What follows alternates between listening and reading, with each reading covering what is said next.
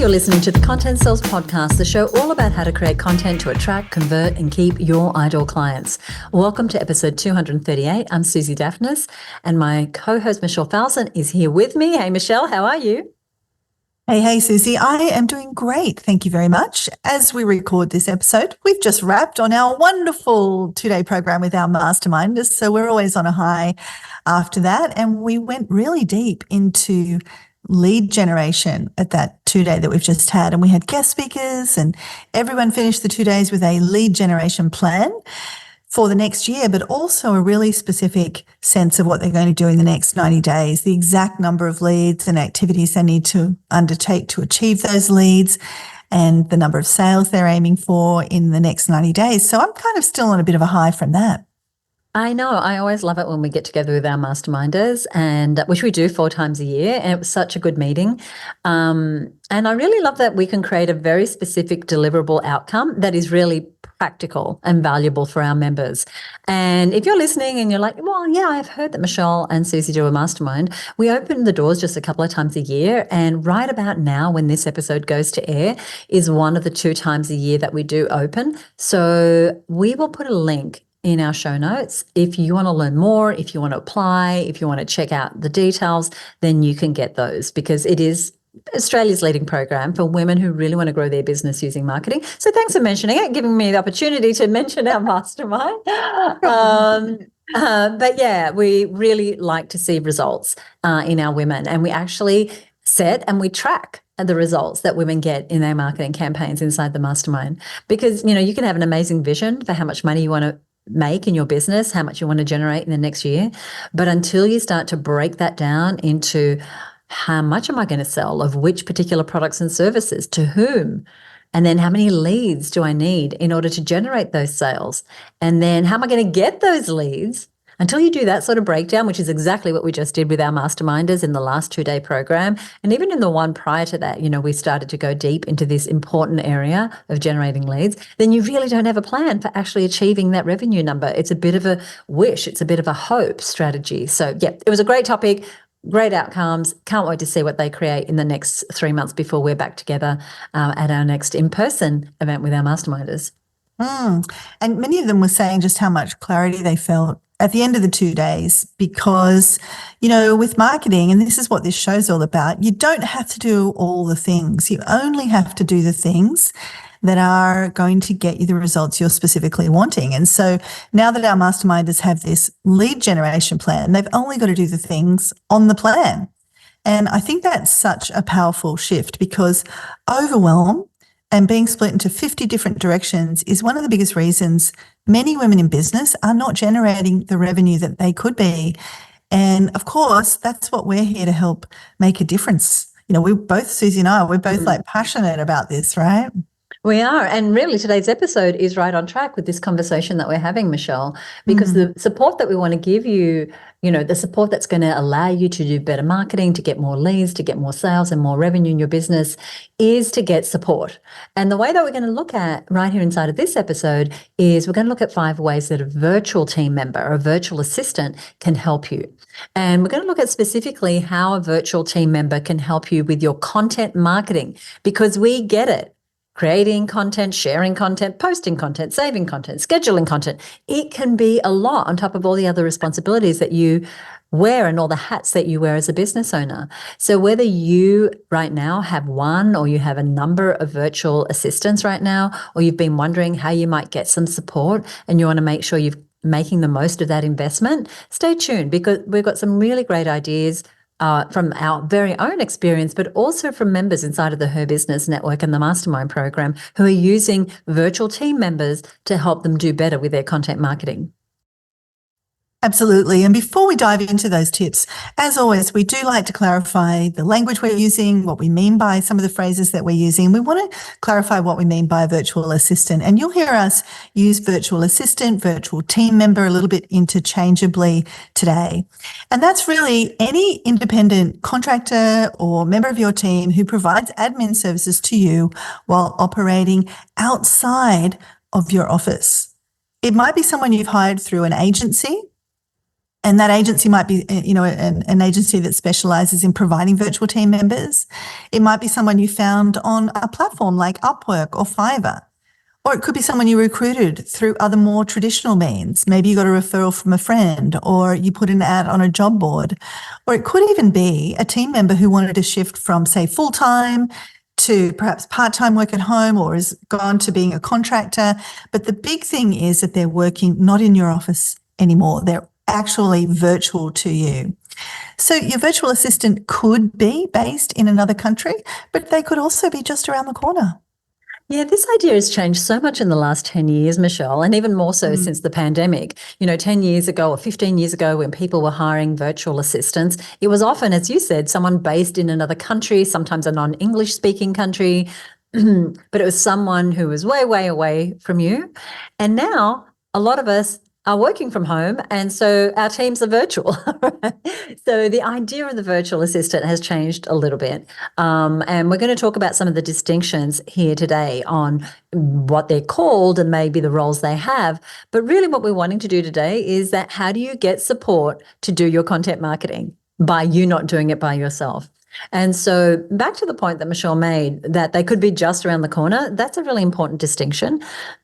Because I still think people have a fairly narrow definition of what a VA or a virtual assistant is. And the prevailing view is that they are a low-cost per-hour admin person from another country. And while there can be cost savings by going further afield to other countries, depending what country you go to, really, a virtual assistant, as we're defining it today, is really anyone who's a virtual administrator for you, does some sort of virtual role from another place.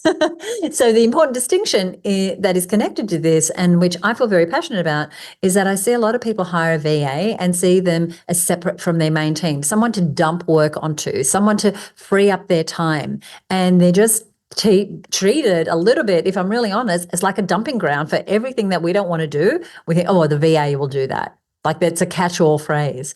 Now, we've had virtual team members for 18 years. So from Australia, the US, the Philippines, and we've always treated every virtual team member as a team member. They just happen to not be in our office. And we have always had team that come to the office and team that are not into the office for the last 18 years. It's actually probably a bit longer than that, but something like that. So these team members, they come to our team meetings. They're part of our reward system when we're celebrating a campaign or a project that's gone well. They're inside of our project management tools. They're as much a part of the team as the team members who actually travel and come into our physical office. And I think that's a really important thing to do to achieve the best from your virtual assistant, and that is to have them just be part of your team because you're giving them the best experience and support possible. In fact, we are using the term virtual assistant here just so that we all have a common understanding of the language, but our virtual team members have specific roles and responsibilities and titles, and I never refer to them as VAs or virtual assistants. So we have two incredible virtual team members who are both working on content, and they're based in the Philippines. One has been with us over 8 years, the other over 6 years. One is responsible for scheduling all our campaigns and working inside of our CRM, our customer relationship management system. And she, if you've ever had an email from us, it's likely that she set it up. The other person is 6 years, and he creates our newsletters and a lot of our social media images. And they are both such dear and valued parts of our team. We have two other virtual staff, including a copywriter who is new on our team, who's based in Denver, Colorado, and a content producer who's been with us for 16 or 18 years. I should know, but I meant to look it up this morning. And so they are both based in the US. But we have virtual team members who live right here in Sydney where we're based. So they might come into the office once a week, but the rest of the time they might work virtually. But when I speak specifically about people who work on content, it really is virtual team members. And you'll hear these number of years that people have been with us. And I really believe that longevity that we have with our team is because we are very deliberate about ensuring that everybody is on the team and feels like they're on their team, whether they are physically in front of me or whether they are, on the other side of the world in a totally different time zone. I am so glad you said that. It is so true. I think we for some reason, especially that VA kind of phrase, virtual assistant, it's just kind of just become a bit warped, I think, about what people actually like think about a VA. It is really important to have the mindset right from the start when you hire a virtual assistant, any virtual team member, but we're speaking now about people that are assisting you, particularly with content, that they're a member of your team. And if you're listening to this and thinking, oh, I really need to change the way I'm operating with my existing virtual team, then today is a great day to start doing that. And one of the things, again, just before we get into the practical tips, that I think is also important is the misstep that I see so many small business owners make when they hire a virtual assistant or somebody to help them, with their content. Maybe it's, a virtual team member around the corner or across the world, is this expectation that one person can magically do everything when it comes to your marketing. It was kind of that dumping ground idea you were talking about, Suzi, right? It's this unrealistic idea that someone, somehow you can hire a part-time unicorn, because that's what they would have to be able to do this, like a strange and miraculous creature, for $5 an hour, who can write high-performing sales copy and who can design like an agency designer and who can organize spreadsheets like the most incredible spreadsheet expert and who knows every piece of software on the planet and can run all of them like a pro and who can do all of it in 5 seconds flat while walking backwards and talking underwater. Do you know what I mean? With high heels on. Yes, exactly. And I know that sounds like a little bit extreme, but I think a lot of the hype around VAs, virtual assistants, virtual team members, that has been prevalent over those last 5 to 10 years, Suzi, that you were talking about, it's still very much influencing our mindsets around this. And this has got to stop. Like we've got to let go of those ideas. When, Tim Ferriss came out with the 4-hour work week, it was like, wow, there's these magical creatures you can hire for almost no money. And, I think we've got to realize that there's been a big shift in the last few years, that we are, our idea of what a virtual assistant really, if it hasn't already, needs to evolve. So just bear in mind as we share these tips today that it's all said with the context we've sort of set up already in the start of this show. And also just be aware that some of the tasks might be done by one person, but some might be done by more than one person. You might have multiple virtual team members doing some of these different jobs. And one last thing, just that hourly rates for virtual assistants and for any virtual team member. While it can be very cost effective, and I encourage us to be cost effective with all our team members, right? It's really not about finding that bargain basement deal for a few dollars an hour. It's about paying a fair wage for a fair exchange. All the things we know about hiring and incentivizing and supporting team members, any team member, apply to our virtual assistants. They are not outside of that. This is a member of your team. Okay, I think you're pretty clear about both Suzi and my philosophy around hiring virtual assistants, virtual team members. Let's get into the practical tips we've got for you today. And you will notice, like Suzi said earlier, we're sharing some info from our masterminders. So last week we asked them to just give us some of their top tips on this subject, because many of them have been very successful hiring virtual team members to help them do better content marketing. Plus, of course, we're sharing what we found works as well, given that we've both hired many virtual team members over the years. Thank you, Michelle. So let's get going with our first recommendation when it comes to how a virtual assistant can help you do better content marketing, and that is scheduling and planning. Now, this is just a life rule. This is just how you have a successful business. You start with scheduling and planning. But when it comes to your content, creating a plan for your content, creating a content schedule, and then sticking to it every day, every week, every month, every quarter, every year, that consistency, that can be challenging for small business owners. Because who started with a great intention of posting to social media regularly or sending a weekly email and then fallen off the bandwagon? Like, many of us have done that. So if you're raising your hand right now, that's normal. So one of the most effective ways that you can use a virtual team member is to set up a scheduling process and then get them to manage it for you. So setting up the structure to have them then manage. So Christy Lee Billett of People Powered HR is one of our masterminders, and she's a human resource expert, as you can probably tell by the name of her company. She says that her VA, who is local, and she lives in central coast of New South Wales. She says her VA schedules all of her regular email content, schedules all social media content, schedules all post opt-in email campaigns. And by that, we mean when someone opt-ins to one of her lead magnets or opt-ins to a webinar, the VA schedules all the emails that person gets. So that's Christy Lee and Chandra Moran of the Transit Lounge. So Chandra's business helps women who have a side hustle to earn a good enough income from their side hustle that they can turn it into a full-time gig. And she says that her VA plans out my social content on Facebook page, free Facebook group, paid program Facebook group, Instagram and LinkedIn. So all across her social network. So that's one of the main tasks that Chandra's VA is doing.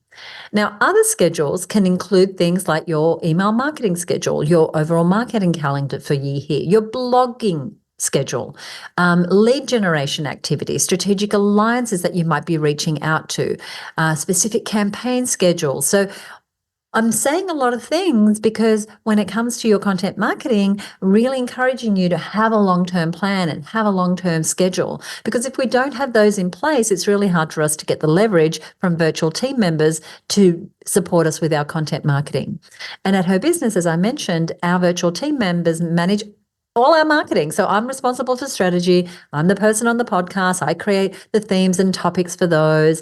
I am on the videos or the live streams. I'm running events. But the administration, the imagery, the email setup, the automation, a lot of the writing, all that goes into our campaigns is mostly handled by remote team members.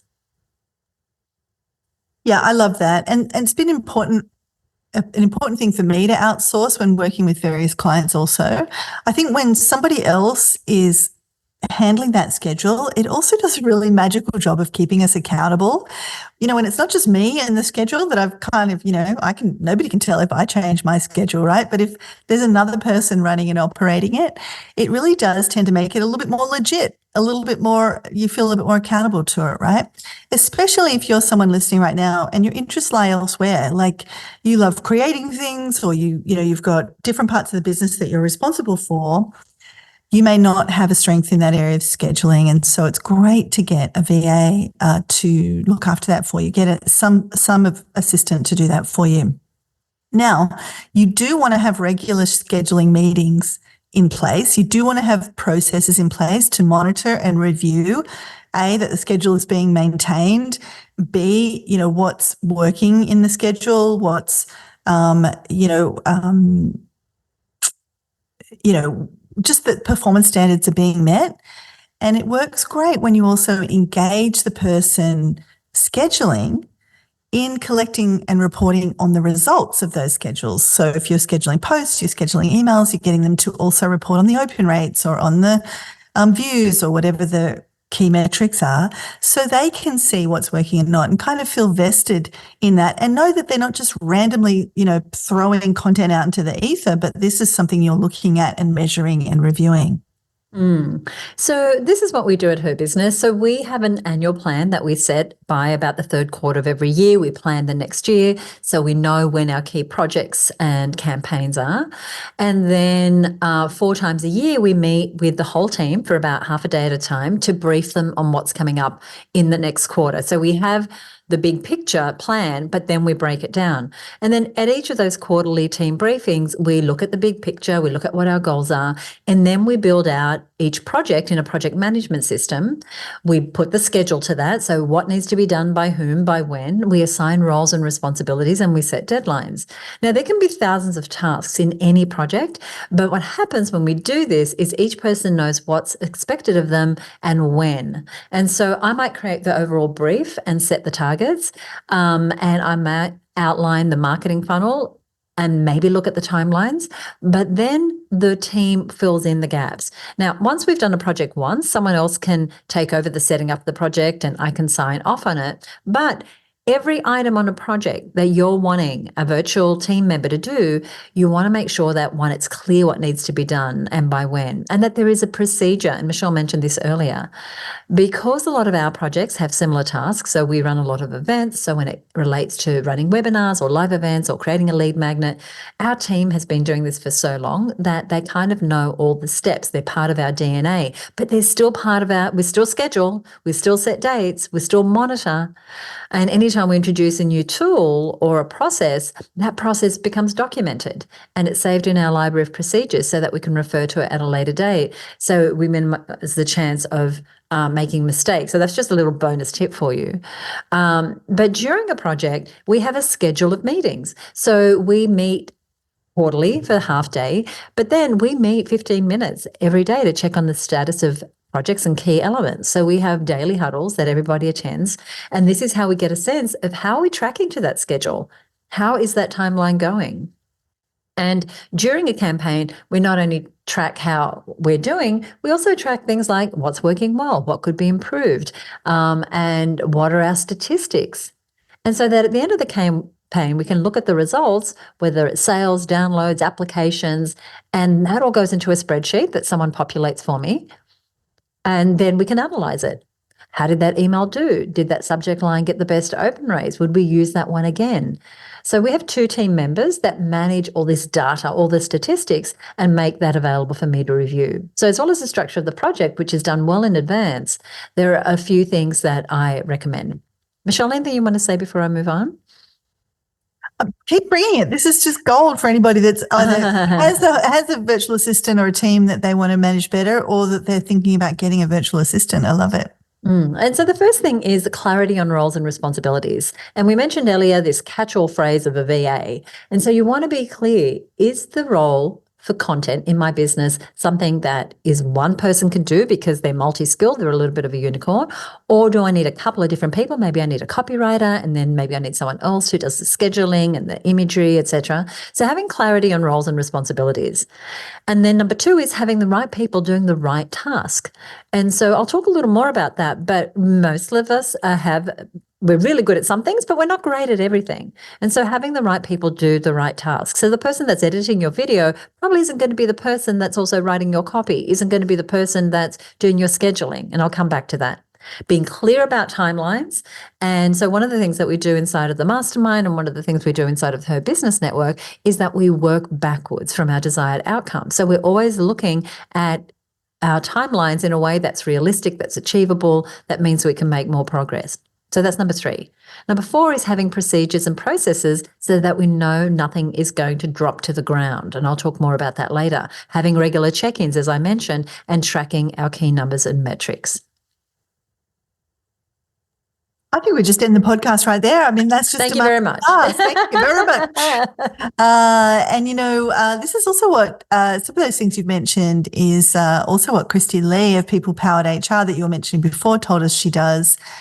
Her VA schedules her content and also reviews and keeps track of social media stats. So it's that, 2 sides of that same coin, scheduling and kind of knowing what's happening with the content, but then looping back around and checking how did that content go? How did it land? What was the open rate on those emails? What was the, number, how many comments did we get? How many likes, etc. Now, obviously, if you're getting someone to do reporting for you, you're looking for someone who is great at detail and upholding and maintaining systems to do this role. And it's just like any other role in your business, you've got to match the role to the skill sets of the person and match the person to the skill sets of the required of the role, obviously. Now, I once had a wonderful virtual assistant, and one of her main jobs, like this was almost the entirety of her job, was gathering and reporting on the marketing results. Now, this was a big business that I was consulting to, and we were doing like dozens of email campaigns a week, multi-thousand email campaign sends. We had multiple marketing campaigns running simultaneously. And it would have been impossible for me to keep a big picture of everything that was happening without somebody having a dedicated role to just gather the data and do the reporting for me. I just needed a clear dashboard.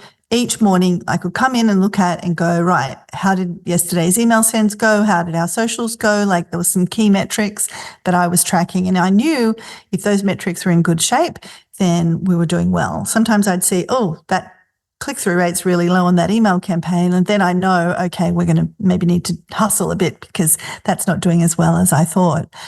And so this particular assistant, virtual assistant, she lived in a country 3 hours ahead of me. And this is where the time zone difference can be really powerful because she was able to have all those stats ready for me when I started my day. So she kind of took the first few hours of her day to get all of that put together. And then I could just walk in when I started my day.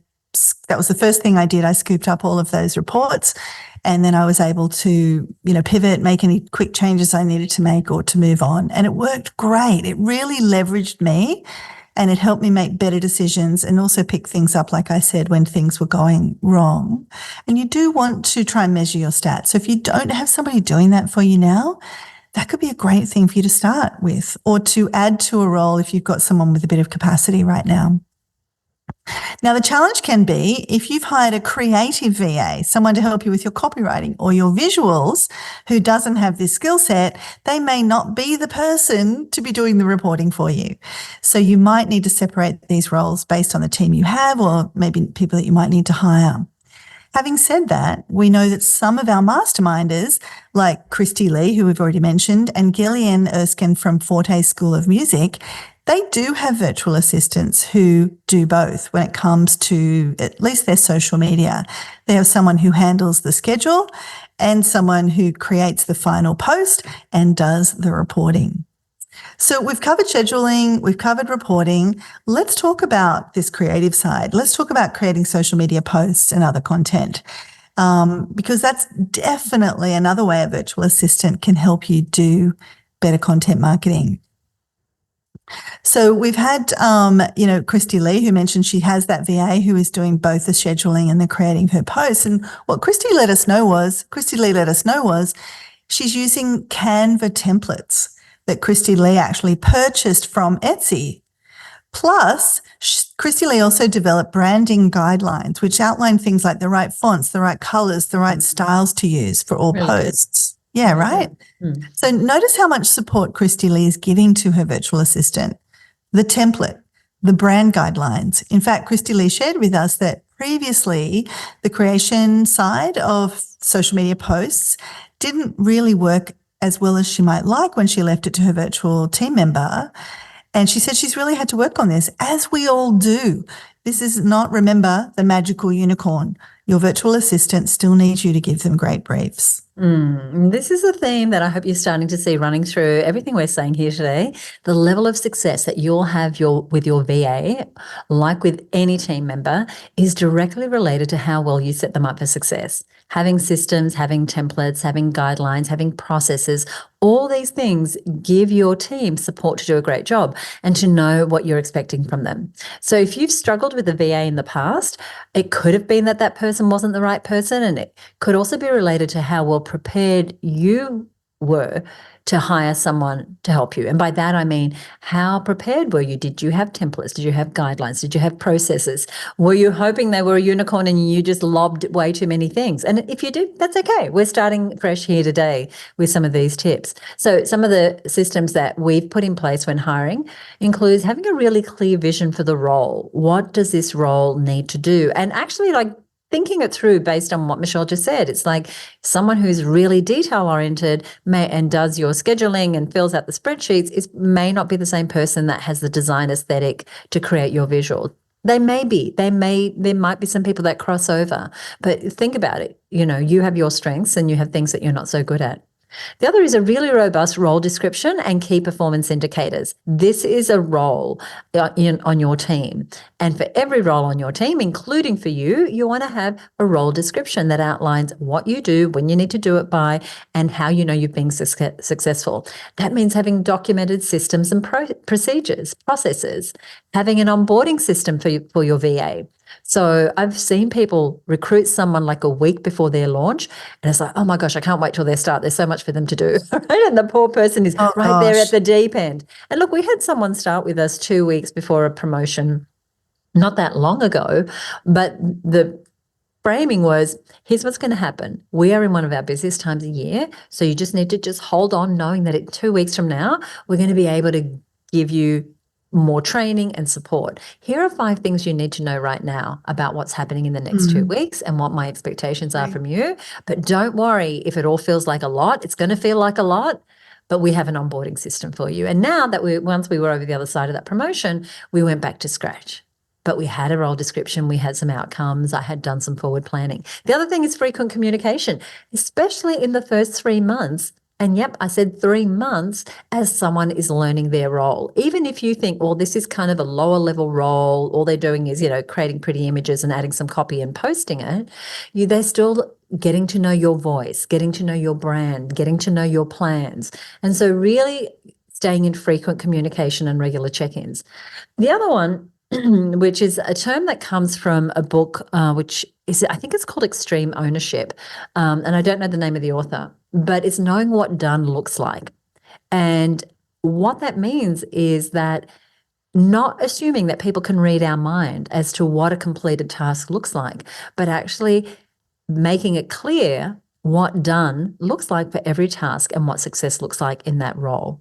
And I think those are just really, really important when hiring for any role, really. But obviously today we're talking about VAs. Now, when it comes to the design and creation of social posts at her business, as I mentioned, we actually have a couple of people that work on the design, depending what sort of campaign it is. And so for social posts, it's mostly this one virtual team member. But then someone else is writing the copy because their skill set, that English is not their first language, their skill set is on making things pretty. Someone else's skill set is on writing the copy. And then we have a third person that does the scheduling. Now you might say, Suzi, that's 3 people. I can't do that. That's okay. What we've said is that just recognize it may be more than one person. And you might find that you're the best person to do the writing, but someone else is creating the images.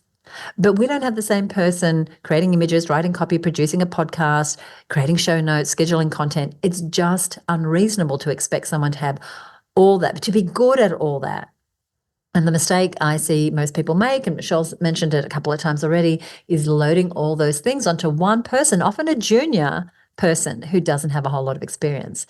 And yet some of these things with our content marketing, like setting up a campaign inside of a CRM, they're very specific skills. So some of those things you might outsource to a contractor rather than add that to your VA's responsibilities if they don't have the skill for that. And so, as I said, we create a schedule for our posts. We decide the sorts of images or videos that we're going to need. We determine who the right person is to do the creative, and often that piece of content might be touched by 1 or 2 people. And so, that's really what I wanted to say about that, is that, I might be writing the copy, a copywriter might be writing the copy, but they're not going to be creating the images. They're not going to be, editing the podcast episode. So really want you to think about maybe what you can afford right now is, I don't know, $100 a week on a team member, but you might see how that could be split over a couple of people who'll ultimately help you get your content marketing results. That's all I wanted to say about that, Michelle. Yeah, and I think that last point you made, I mean, all the points were great, but that last point about, look, I need 3 people to do these different jobs. That doesn't mean 3 full-time roles. That's the beauty of, hiring a virtual team member. Oftentimes they're available for shorter periods of time. So you might say, well, look, I'm going to have this person for 4 hours a day and they're going to do all the scheduling for me and this, and that. And then I'm going to have this creative person who comes in, maybe 1 day a week or something like that. So you can start to create the timing around what you need. And I think that's why especially if you're doing everything by yourself right now, starting with a virtual assistant can be a great way to go, even if it's just for a few hours a day and even if it's for just one of these tasks. So I definitely second your comment, Suzi, about needing to have some structure. Obviously, the benefit of templates for people to know what the standards are, what the approach needs to be. And I wanted to just pick up on that creative input point as well, because how much creative input your virtual team member has really depends on the person and their skill set. But generally, I find it works best when a lot of the creative and strategic thinking is done by you or someone you've hired with that skill set, like a copywriter for your emails and social posts, say you're doing a big campaign.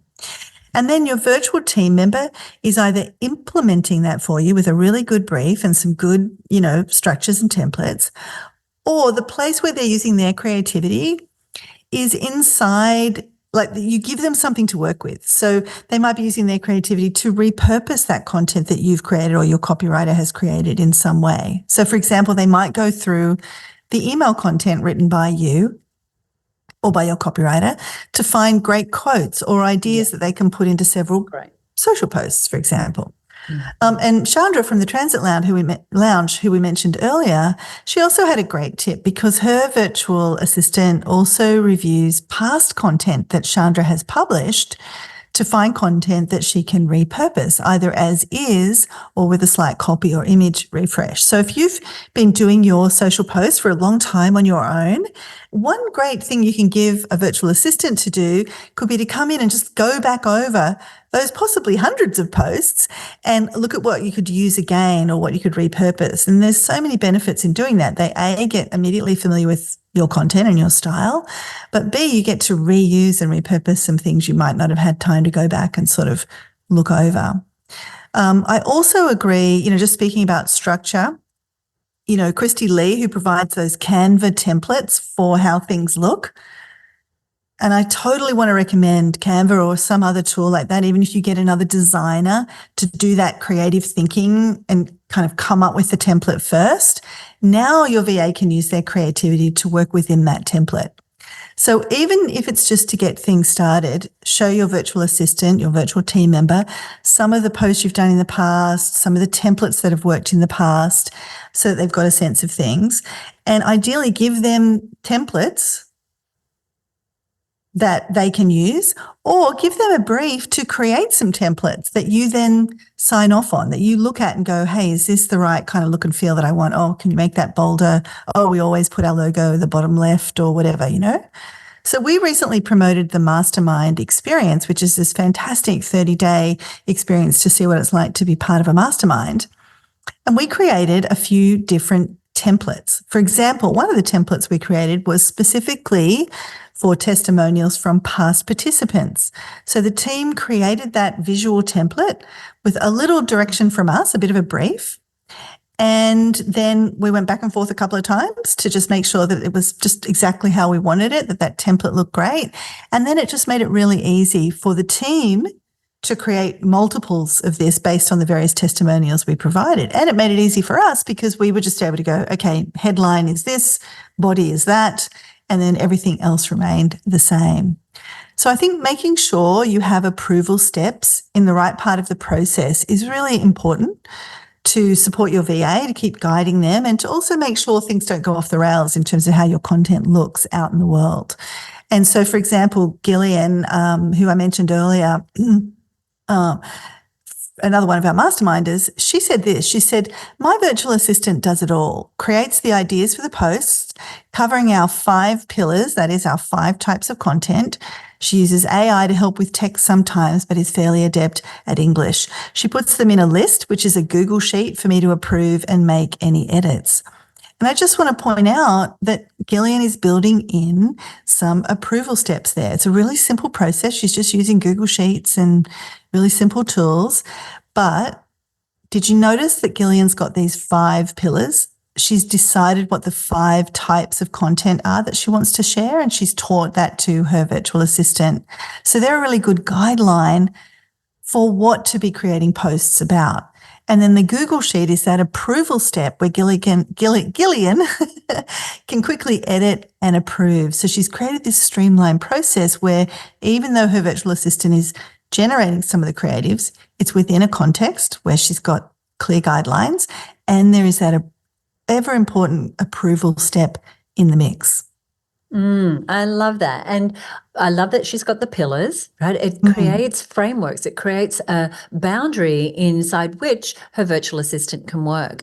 And there's a saying by Dan Martell, who's an author, that is 80% done by someone else is 100% awesome. And I thought it was a really good time to mention that quote, because what is happening with Gillian, and eventually that percentage would change over. But right now the assistant is doing maybe 80% of it, maybe more, but Gillian is doing that last little piece that is checking it. Because while her assistant is pretty adept at English, there might be some nuances. There might be some ways that Gillian, as the business owner, sees that she can tweak that a little bit to make it more relevant to the thing they're trying to sell. But it's a streamlined process. I love it. And while we've been talking about social media posts, what we're talking about can apply to other types of content, social content, like Reels. So even if you're capturing the content that you want to use in a reel, but your VA is actually turning it into reels and adding the captions, it saves you having all this great raw material saved to your phone that you never have time to turn into a reel. Like you've been capturing this video and you have the best intention, but it's not happening. So for Gillian, who Michelle just mentioned, she has a different VA create the reels because they have expertise in video editing. See how she's split that so that she's giving that person the greatest chance of success? So you can see there's no one hard and fast way to divide these tasks up. And this can also apply to your email content. And of course, there's different types of email content. So there's marketing emails that might be part of a high stakes campaign that you're running, and you might write those yourself if that's your skill set, or you might pay a professional copywriter to do that for you. We have a great episode. If you want to outsource and hire a copywriter, how and when do you do that? We have an episode, which is episode 237, which is how and when to hire a copywriter with the amazing Belinda Weaver of Copyright Matters. We'll put a link to that in our show notes. So yeah, you might need a professional person, but then there might be other emails where your VA could do the writing or 80% of the writing. They could do the first draft for you. And that can be transactional emails. Like, for example, after every one of our mastermind meetings, we send an email with details on the recordings or any special links that were mentioned. Someone else can do that, right? They don't need to be a copywriter to do that. And especially when you are doing things again and again or repurposing, you ran a webinar, you had a number of follow-up emails, now you're doing a different webinar. You can use that same sequence, and someone with less skill than a professional copywriter, your VA, could write those. Again, they might, test them to you and you sign off on them. But what we're doing here is we're leveraging you. We're really moving you out of the day-to-day so that you can do better content marketing without you having to do all of it. It's music to my ears, Suzi. One thing you mentioned Gillian there, and I also want to bring forward something Gillian told us that really helps when she has her virtual team creating content. And she said this, she said she tends to work 2 to 3 months ahead. And I tell you what, if you can even get a few weeks ahead, it really helps your virtual team to support you. Because yes, you might need just immediate help right now. And like Suzi said before, you bring them in and it's just like all hands on deck. I just need help right now and we'll figure it all out later. But gradually, if you can start to get a few weeks ahead, or like Gillian, a couple of months ahead, your virtual team can really support you because they have time to get a proper brief from you, to do a first pass that you've then got time to review and give feedback on and make any changes to. And I think one of the big reasons that virtual assistants don't work out for many small business owners, and let's face it, we hear as many stories about VAs not working out as we hear them working out. I think one of the big reasons that it doesn't work out is that we run out of time to actually truly get them supporting us, to set them up for success, to support us. We give bad or non-existent briefs. We don't have time to give proper feedback. So we end up kind of jumping in and doing it ourselves and then feeling like, well, what the heck am I paying for? And we can build resentment when we actually just needed more lead time. And we see that a lot, and it's unfortunate, because people end up saying, oh, she didn't work out, and then they're on to the next virtual assistant. And it's really, if we take total responsibility, it is that we didn't have the time. And you can be in that bind where it's like, I don't have enough time to brief them properly, so they just need to get on with it because I need the work done. Otherwise, I could just do it myself. And we really want to just get on top of that and take like a big picture view. This is a long-term investment. Once you get a virtual assistant up and running and they're trained and they will be able to do it without you, but you do need to spend that time initially to give those good briefs, to provide that proper feedback that Michelle's talking about. And, Suzi, you're a great example of that. Like, I see how well-oiled of a machine you run and how much heavy lifting your virtual team does. But, it's because you give good briefs. You allow time ahead of projects. You have templates. You have systems. So you might not get this right first time as you're just hiring somebody, but we're hoping that this is going to set you up for at least understanding that it's a lot more than just hiring a virtual assistant and just expecting magic to happen. Now, other content you can get your virtual assistant help with includes like getting the help creating lead magnets. And so Chandra Moran told us her VA creates the layout of the PDF resources in Canva using past templates. Again, notice the templates that Chandra's used successfully before. And lots of things can become lead magnets where you can really have your virtual assistant help you out here. Like they could repurpose some content you delivered in a webinar or a part of a training course that you ran, or they can bring together multiple blog posts. And even if your virtual assistant is doing the legwork to bring those things together for you to then, put the finishing touches on, it can be a massive help for you to then just do the final lap that's required. Yeah, absolutely. I love that. Or you have a lead magnet, just say it's an ebook that you worked really hard to produce. They can then take that and create, as you said, create blog posts, create socials, etc. It really starting to think about how you can leverage your time with your VA, letting them play to their strengths, but you also still, having hold of the reins for the things that matter when it comes to your lead generation. Like they may not be able to come to up with a concept for your lead magnet, or maybe they can if they've worked with you for a while, but there's a lot that they can do to bring together resources or transcribe an interview that you did or a webinar that you did and get that ready to become a lead magnet. So many things. So we have another area that a VA can really help in, and that is managing your online group. So whether it's a Facebook group or a LinkedIn group, a WhatsApp channel, or maybe on Mighty Networks or wherever you are, a proprietary group could be inside of your core software or learning management system. This is one of those places a virtual assistant can be really helpful. Of course, with posting and scheduling, as we said, but also with approving people into the group. Again, you want to give them the right instructions, but also moderating the group. And I know a lot of people who use virtual assistants to moderate their groups, especially their free groups. Now, this is a job that we can't always have our eye on as a business owner, and we shouldn't really in some of these cases. But knowing that there's someone on your team checking into your group daily or a few times a day, if you have a busy group, that can really take the load off, and that people are being taken care of.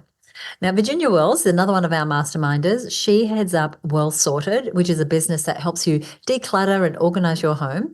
She said that my VA creates the Canva tiles, inputs these into my scheduling tool for me to write a little description. When she feels comfortable, she also prepares the description. So she's got someone in training. She said she also helps with my emails, mostly newsletters, and adding people to my groups. And so as people are requesting access to your group, with Virginia, her VA is the one that approves them, possibly copies their details across to a spreadsheet that then syncs with her CRM. So Virginia's not having to do that. Virginia can stay strategic about the purpose of the group and how those group members are going to turn into buyers. And Christy Lee from People Powered HR, she said her VA also engages with her free Facebook group and posts in there, including new member welcome posts. Really great use of a VA. I just loved when we posted that in the group about in the mastermind group, just how effectively everybody is using their virtual teams. And I love the idea of getting help with moderating a group, which is one of the examples that Virginia gave. And as an aside, you can also get your virtual teams that help moderating and responding to your social media posts. For example, we just had the amazing Nicole Burke of Gardenary speak to our masterminders just at the 2-day event we just recently had, and she's got over 1 million followers on Instagram. And she was telling us how every reel she shares on Instagram, she asks her audience to post a specific keyword in the comments to get whatever resource it is that she might be offering. So if she's sharing how to grow herbs in a pot, she'll give a short video on this, and then she'll say, hey, comment parsley below to get my herb garden checklist. And now, because she's got so many followers and she's getting so many people commenting in the chat, she uses a tool called ManyChat, which automates that process and immediately sends that checklist to someone who comments.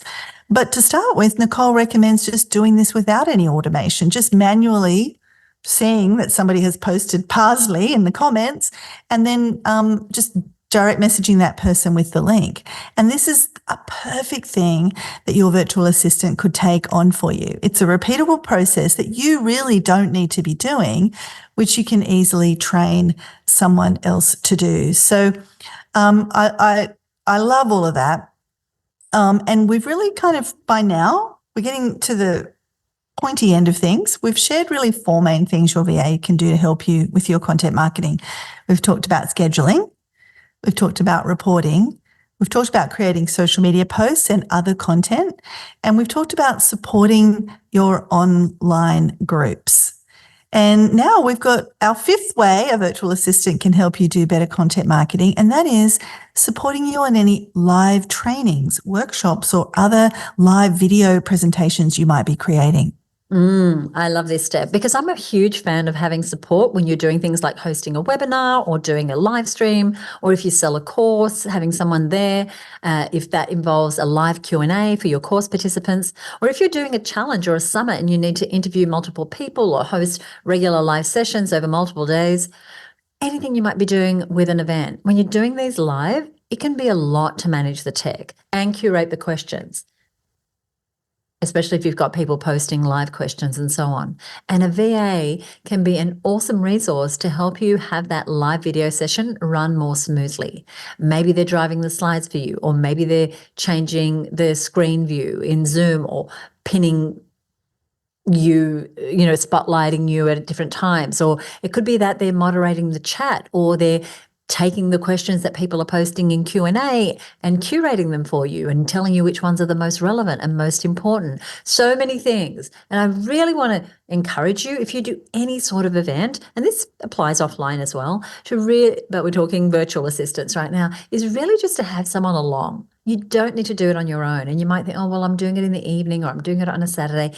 Have that person come along, like arrange it ahead of time so that, they know that, they need to be there with you. But there is so much that they can do, because your role at those live events is to deliver the content, is to be in your authority, is to demonstrate value, is to sell. But you can get caught up with the logistics and the administration if you don't allow yourself that support. Yes, I love this idea. And of course, if you just need to get started and you don't have any team, that's fine too, right? But sometimes having someone who can run that tech for you, or who can just be that safety net for you, can be a great way to actually get started. So if you've been holding back, perhaps there's a way to feel more confident knowing you have someone taking care of that for you, whether they're, like Suzi said, just getting the questions together and making sure that every question's been answered, or they're moderating the group for you, or they're just taking care of the tech, or they're showing the slides for you. What support do you need to get going with some of these live workshops and presentations that can really move the needle for your business? Now, I do recommend a second screen if you're doing this with somebody else, and some kind of channel open where you can be back channeling with that person. So whether it's a direct chat in the Zoom chat, if you're using Zoom, or maybe you use a tool like a platform like Slack, where you can have instant messaging between each other, any kind of instant messaging tool. I highly recommend this, because that way you can quickly communicate with that person who's supporting you while you're delivering the training. So let's say you are delivering the training, and you might say, now everybody take 2 minutes to write that down. Then you can just quickly type in the chat, hey, have we got any people that are worried about XYZ? Or if we've got many questions that I need to stop and address right now? Or they might say, hey, your microphone's a little low. Can you turn the sound up? So it's really nice to have that separate back channel where you can get that support during the live session. So good. So there are many ways that a VA can be helpful in your business and with your content marketing, but hopefully these 5 big ideas give you some inspiration to get the support that you need, and may also get you thinking about other ways that you can use the VA. So to recap, here are the 5 ways that we've talked about today that are ways a virtual assistant can help you do better content marketing. So we talked about scheduling, we talked about reporting, we talked about creating social media posts and other content, so the actual creation part. We talked about support with your online groups and supporting you as you deliver live content.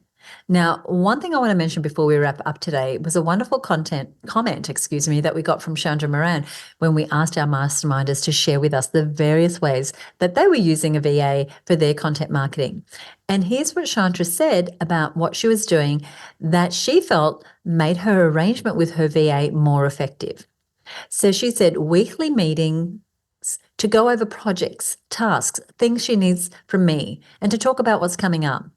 She said she sends a WhatsApp message every day she gets a WhatsApp message every day from her VA to let her know that she started to work on this or that or the other thing, in case Chandra needs something urgent so she knows what the status is. She uses Asana for various projects. So Asana is a project management system. So we've got weekly meetings, a WhatsApp message, Asana for various projects.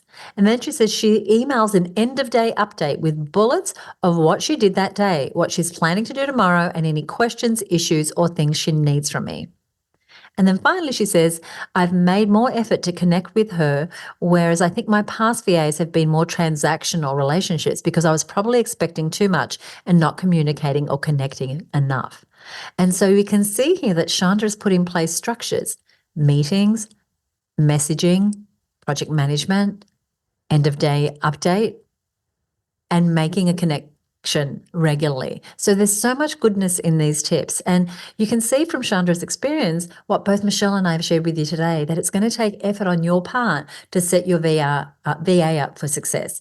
You are the business leader. You need to lead. And whether it's someone who's sitting across the desk from you or in a cubicle down the hall, or they're on the other side of the world, you still need to show up as a leader. Regular meetings, good systems, clear instructions. And when you do, the rewards can be awesome, as you heard in some of the great examples that you've heard about on today's episode. So we've mentioned a few links and a few fabulous people in today's show, and we've got some great show notes for you that go with this episode. So stay tuned for that special link in just a couple of minutes. But first, we love to share these tips with as many business owners as possible. So we would love it if you would leave us a rating or review on Apple Podcasts. We have over 100 5-star reviews. So if you enjoyed today's episode, we would be so honored if you would leave us a rating or review on Apple. One person who recently rated and reviewed an episode is the wonderful Greg Jenkins of Monkey Pod Marketing. He is just a wonderful supporter of small business. He was our original coach when we first signed up to our CRM, maybe 15 years ago now. I don't know, it was a long time ago. So he recently reviewed an episode that we did, which was so timely and so important, episode 231. It was called Email Marketing, Navigating the Biggest Change in 20 Years with Cheryl Rarick. And he said, I just finished this episode where 3 of my friends, Michelle Falzon, Suzi Dafnis, and Cheryl Rarick, chatted about email deliverability, authentication, and best practices. It was excellent. And he had a fire emoji. He said, if you use email in your business, then this is important. And if you have felt overwhelmed or like this stuff was too techy for you, then this is a conversation for you. They break things down in real human language, explaining all the acronyms and covering the steps that you need to take to keep your emails welcomed in the inboxes of your customers and prospects. Thank you, Greg. You are the best. He's such a big supporter of small business owners, and he has a wonderful community in Monkey Pod where he is providing support for business owners. We'll put a link to his group in the notes. But I want to recommend that you do, if you haven't set up your email after the changes that have happened with the big changes that we saw in April, you definitely want to listen to that episode and put in place those practices for authentication to make sure that people are getting the emails that you're sending. So that and anything we mentioned here on the show can be found in today's show notes. And thanks again, Greg, for the review. You'll find that at herbusiness.com/VA content, or one word, herbusiness.com/VA content. What a full episode, Michelle. What do you want to say before we go today? I feel we've said it all. If you haven't yet hired a virtual assistant, make this be the day you really go, you know what, I'm going to give this a go. And if you have got a virtual assistant, hopefully we've given you some things that really boost your connection and interaction with them and really support them for success. Thank you, Michelle. Thank you so much for listening. We'll see you next time right here on the Content Sells podcast. Bye for now.